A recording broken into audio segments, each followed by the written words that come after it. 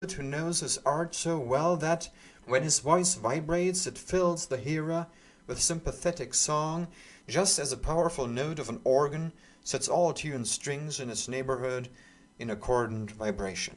The novelist with his romance, the architect with his palace, the composer with a score.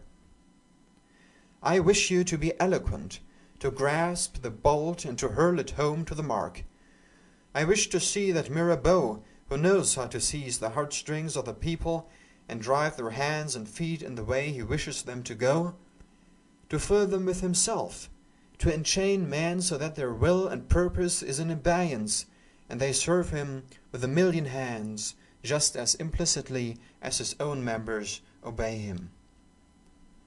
But I value it more when it is legitimate, when the talent is in true order, subject to genius, subject to the total and native sentiment of the man, and therefore in harmony with the public sentiment of mankind. Such is the patriotism of Demosthenes, of Patrick Henry, and of what was best in Cicero and Burke. Not an ingenious special pleading, not the making a plausible case, but strong by the strength of the facts themselves. Then the orator is still one of the audience, persuaded by the same reasons which persuade them, not a ventriloquist, not a juggler, not a wire puller paid to manage the lobby and caucus. In Demosthenes is this realism of genius. He wins his cause honestly.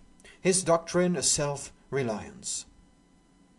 If it please you to note it, my counsels to you are not such whereby I should grow great among you, and you become little among the Grecians. But they be of that nature as is sometimes not good for me to give, but are always good for you to follow.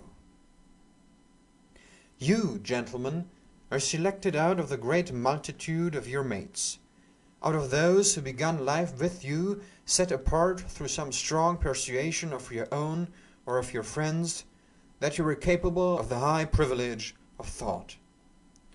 Need enough there is of such a band of priests of intellect and knowledge, and great is the office, and well deserving and well paying the last sacrifices and the highest ability. But I wish this were a needless task, to urge upon you scholars the claims of thought and learning. The author of the world educates with care the senses and the understanding. Men are as they think. A certain quantity of power belongs to a certain quantity of truth. And the man who knows any truth not yet discerned by other men is master of all other men, so far as that truth and its wide relations are concerned. Do you suppose that the thunderbolt falls short? Do you imagine that a lie will nourish and work like a truth? The whole battle is fought in a few heads. A little finer order, a larger angle of vision, commands centuries of facts and millions of thoughtless people. It reserves all rank. He who discriminates is the father of his father. And yet the world is not saved. With this divine oracle we somehow do not get instructed. Here are still perverse millions full of passion, crime, and blood. Here are bad governors and bad subjects. Nay, in the class called intellectual, the men are no better than the uninstructed. They use their wit and learning in the service of the devil. There are bad books and false teachers and corrupt judges, and in the institutions of education a want of faith in their own cause. Nay, it happens often that the well-bred and refined, the inhabitants of cities, dwelling amidst colleges, churches, and scientific museums, lectures, poets, libraries, newspapers, and other aids supposed intellectual, are more vicious and malignant than the rude country people, and need to have their corrupt voting and violence corrected by the cleaner and wiser suffrages of poor farmers.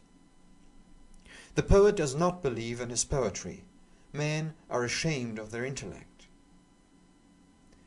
Instinct is the name for the potential wit, that feeling which each has that what is done by any man or agent is done by the same wit as his. He looks at all men as his representatives, and is glad to see that his wit can work at that problem as it ought to be done, and better than he could do it, whether it be to build, engineer, carve, paint, sing, heal, or compute, or play chess, or ride, or swim. We feel as if one man wrote all the books, painted, built, in dark ages, and we are sure we can do more than ever was done. It was the same mind that built the world. The understanding is the name we give to the low, limitary power working to short ends, to daily life in house and street. This is the power which the world of men adopt and educate. He is the calculator, he is the merchant, the politician, the worker and the useful. He works by shifts, by compromise, by statute, by bribes. All his activities are to short, personal ends, and he is apt to be a talker, a boaster, a busybody. Will you let me say to you what I think is the organic law of learning? It is to observe the order, to keep down the talent, to enthrone the instinct. There must be the perpetual rallying and self-recovery. Each talent links itself so fast with self-love and with petty advantage that it loses sight of its obedience, which is beautiful, and sets up for itself and makes confusion. Falsehood begins as soon as it disobeys. It works for show and for the shop, and the greater it grows, the more is the mischief and misleading, so that presently all is wrong. Talent is mistaken for genius, dogma or system for truth. Now the idea of a college is an assembly of such men, obedient each to this pure light, and drawing from it illumination to that science or art to which his constitution and affections draw him. And the very highest advantage which a young man of good mind can meet is to find such a teacher. No books, no aids, laboratory, apparatus, prizes can compare with this. Here is sympathy. Here is an order that corresponds to that in his own mind, and in all sound minds, and the hope and impulse imparted. And education is what it should be, a delightful unfolding of the faculties in right order. I could heartily wish it were otherwise, but there is a certain shyness of genius, of free thought, of a master of art in colleges, which is as old as the rejection of Molière by the French Academy, of Bentley by the pedants of his time, and only the other day of Arago. In Oxford, the recent rejection of Max Muller. If the truth must be told, thought is as rare in colleges as in cities. The necessity of a mechanical system is not to be denied.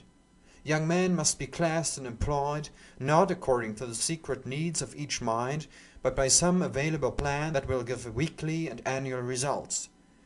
And a little violence must be done to private genius to accomplish this.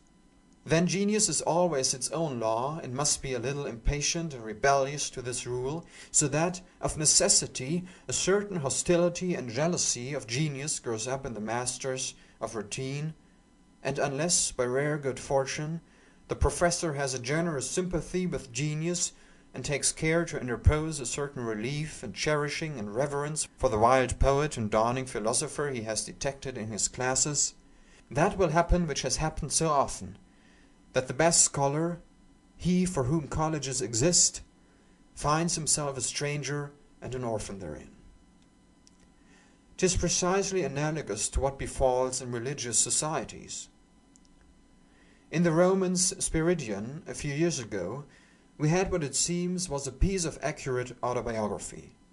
The story of a young saint who comes into a convent for her education, and not falling into the system and the little parties in the convent, but inspired with an enthusiasm which finds nothing there to feed it. It turns out in a few days that every hand is against this young votary.